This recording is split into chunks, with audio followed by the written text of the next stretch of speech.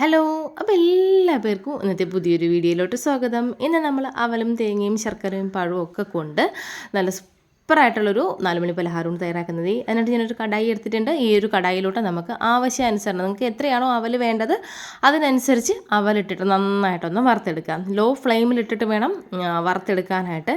Law ഫ്ലെയിമിലിട്ടിട്ട് നല്ല രീതിക്കൊന്ന് വറുത്ത് കൊടുക്കണം. കൈ എടുക്കാണ്ട് തന്നെ ഒന്ന് വറുത്തെടുക്കണം. നല്ല ക്രിസ്പി ആവുന്നവരത്തേക്കും നമുക്കൊന്ന് വറുത്തെടുക്കണം. ഒരു 4-5 മിനിറ്റ് ലോ ഫ്ലെയിമിലിട്ടിട്ട് വറുക്കുമ്പോഴത്തേക്കും നല്ല ക്രിസ്പി ആയിട്ട് നമുക്കിത് കിട്ടും. ഇനി നമുക്കിതിനൊരു പ്ലേറ്റിലോട്ട് മാറ്റാം. നമ്മൾ കൈ കൊണ്ട് ഇങ്ങനെ പിടിച്ച് നോക്കുമ്പോഴത്തേക്ക് കണ്ടല്ലോ നല്ല പൊടിഞ്ഞ് നല്ല ക്രിസ്പി ആയിട്ട് ഇത് കിട്ടുന്നുണ്ട്. അപ്പോൾ നമുക്കിനി വേറൊരു ഒരു കടായിലോട്ട് ഞാനിവിടെ ശർക്കര ഉരുക്കി വെച്ചിട്ടുണ്ടായിരുന്നു. അരിച്ചെടുത്തിട്ടുള്ള ശർക്കരയാണ്, അതൊന്ന് ഒഴിച്ചു കൊടുത്തിട്ടുണ്ട്. ഇനി നമുക്കിതുപോലെ ചെറുപഴം ഏത്തപ്പഴം ഏതാണെങ്കിലും കുഴപ്പമില്ല, അതിനെ നന്നായിട്ടൊന്ന് ഉടച്ചെടുത്ത് വെക്കണം. മിക്സിയിലിട്ട് അടിക്കരുത്, അല്ലാണ്ട് കൈ കൊണ്ട് ഞെരടി എടുക്കണം. ഇനി നമുക്ക് നമ്മുടെ ശർക്കര പാനിയിലോട്ട് തേങ്ങ, അപ്പോൾ ഞാനൊരു അരക്കപ്പോളം തേങ്ങ എടുത്തിട്ടുണ്ടായിരുന്നേ. തേങ്ങ ഒന്ന് നന്നായിട്ട് അതിലോട്ടൊന്ന് മിക്സ് ചെയ്തതിന് ശേഷം അതിലോട്ട് പഴം നന്നായിട്ട് കൈ കൊണ്ടൊന്ന് ഞാൻ ഞെരടി ഉടച്ചെടുത്തിട്ടുള്ള പഴമാണ്, അതും കൂടെ നമുക്കിതുപോലെ ഒന്ന് ചേർത്ത് കൊടുക്കുക. നന്നായിട്ട് എല്ലാം കൂടെ ഒന്ന് മിക്സ് ചെയ്ത് കൊടുക്കുക. അതുപോലെ തന്നെ നമ്മൾ നേരത്തെ വറുത്തെടുത്ത് വെച്ചിട്ടുണ്ടായിരുന്ന അവൽ മിക്സിയിലിട്ട് പൊടിക്കല്ലേ, കൈ കൊണ്ട് ഇതുപോലെ നന്നായിട്ടൊന്ന് ഞെരടി നല്ല രീതിക്ക് കൊടുക്കണം കേട്ടോ. അപ്പോൾ നല്ല പൗഡറായിട്ട് നമുക്ക് കിട്ടും.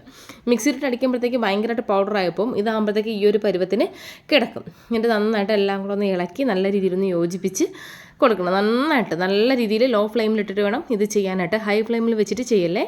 നല്ല രീതിക്ക് ഇതുപോലെ കൈ എടുക്കാണ്ട് ഇളക്കി കൊടുക്കണം. നിങ്ങൾക്ക് നെയ്യോ അങ്ങനെ എന്തെങ്കിലും വേണമെങ്കിൽ ഈ ഒരു ടൈമിൽ നെയ്യും കൂടെയൊക്കെ ചേർത്ത് കൊടുക്കാം. അതുപോലെ തന്നെ ഏലക്ക പൊടി ഉണ്ടെങ്കിൽ ഏലക്കാപ്പൊടി ചേർത്ത് കൊടുക്കാം. നട്ട്സ് എന്തെങ്കിലും ഫ്രൈ ചെയ്ത് ചേർക്കണമെങ്കിൽ അത് ചേർത്ത് കൊടുക്കാം. അതല്ല എങ്കിൽ ഉണക്ക തേങ്ങ എണ്ണയിലിട്ട് നമ്മൾ നെയ്യിലിട്ട് മൂപ്പിച്ചിട്ട് അതിനെയാണെങ്കിൽ ചേർത്ത് കൊടുക്കാം. അപ്പോൾ ഇതാ കണ്ടല്ലോ ഈ ഒരു പരുവത്തിന് വന്നിട്ടുണ്ടെങ്കിൽ നന്നായിട്ടൊന്ന് ഇളക്കി നല്ല രീതിയിലൊന്ന് യോജിപ്പിച്ച് നന്നായിട്ട് എടുത്ത് വെച്ചിട്ടുണ്ട്.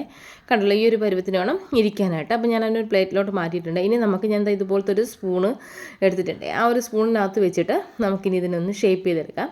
അതല്ലെങ്കിൽ കുഞ്ഞു കുഞ്ഞു ബോൾസ് ആക്കിയിട്ടാണെങ്കിലും നിങ്ങൾക്ക് എടുക്കാം. ഏതാണോ നിങ്ങൾക്ക് ഇഷ്ടം ആ ഒരു രീതിയിൽ നിങ്ങൾക്ക് ഇത് ചെയ്യാം. നല്ല സൂപ്പറായിട്ടുള്ളൊരു പലഹാരമാണ്. ട്രൈ ചെയ്ത് നോക്കിയിട്ട് നിങ്ങളുടെ ഫീഡ്ബാക്ക്സ് ഉറപ്പായിട്ടും അറിയിക്കണം. അതുപോലെ തന്നെ വീഡിയോ ഇഷ്ടമായ ചാനൽ സബ്സ്ക്രൈബ് ചെയ്യാനായിട്ട് മറക്കരുത്. കണ്ടല്ലോ നല്ല സൂപ്പറായിട്ടുണ്ട്. അപ്പോൾ ടാറ്റ ബൈ ബൈ, പുതിയ വീഡിയോ ആയിട്ട് കാണാം.